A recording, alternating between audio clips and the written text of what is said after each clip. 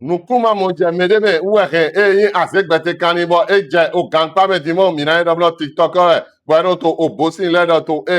o TikTok dimo fie mi te fi di gangpa me we e titemo o jira we male ko wa agba mi to ji e pe ba si azan olopoto abibo sun kwe fo ko atonu klopoto me mi titeton bon l'informateur ou do e mina na mi information mon koton do azegbete kani e to o gangpa me dimo do e ma monuklunja yede la me ou ton nous mon canton ayi gbade we tin to fle bo baba e ton koze na wo da yi bo de wo tin to kutonu me die no vie ton e wa le gbado do ayi gbade ji de je ton kon wo he e gidi nu le popo wa da bo no vie ton e wa yiro we yeze convocation sa de na bi de boy ma yi boy wa te ko ga bo awule bo da we ne bo mi na do azan ne to afi bo sun o ko me mi tin te ton o gbon wa da we ne te bo e na no gamena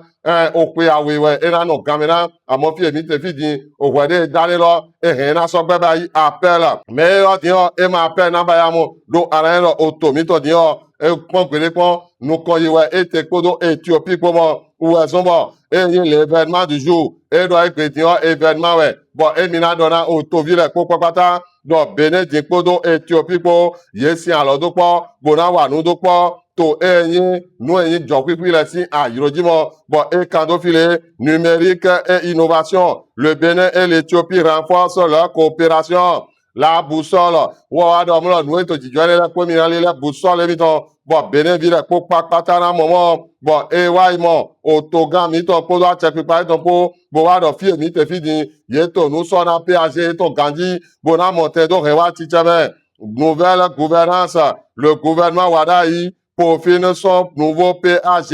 nyana mo no jago ana ho la boussole egbeton dabaro wo wa mo din do mo lo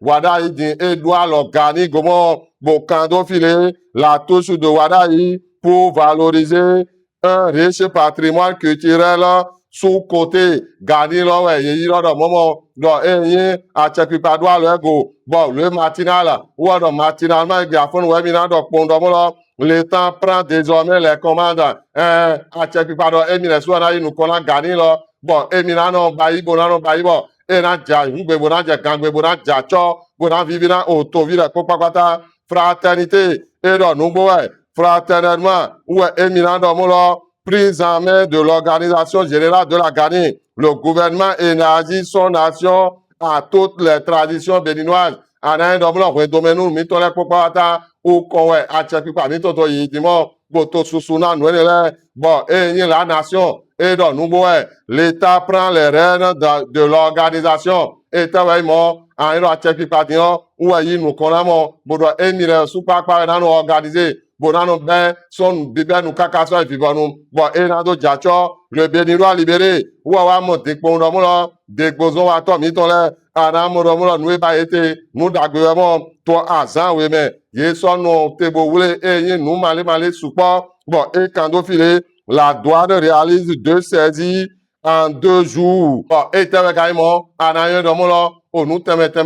de ye gbero ni ma bio to mi to mele bo e bio le wule we ye wule mo de tele ka ana ko le béninois libéré gbeton ana mo nu mo ko to ya de me ni ye ka to nu le ba yi an ro ason wa de gozo wa torete ou azon bo o kan eton e do mo e mi na do tu ye mo le DG Raouf Malerosu Aboudou mise sur la motivation pour renforcer les performances e do yi me de wa so ganji e mi na do tu ou ana mo do mo ye me do kropo Fortonu point oui, ou ye don to dimo, bon le témoin a tu, et doit émi noter don moment, ou elles ont émi na zedo auto mena mito a fond egbe, mito son flin, mina fona repodo matin libre po, bonado a no mo, o ma o anumo, a do viro po, o kwi aton edo, bon viene ye tekon, e jet tome, to e fleuve o para lo to o chauru don, àmọ́ máa wà nù bọ̀ yẹ wọlé òfìyẹ ní gàmọ́ yín yẹ sùn ànàmọ̀ wọlé gàn ànàzẹ kọ́tù pọ́n yàwé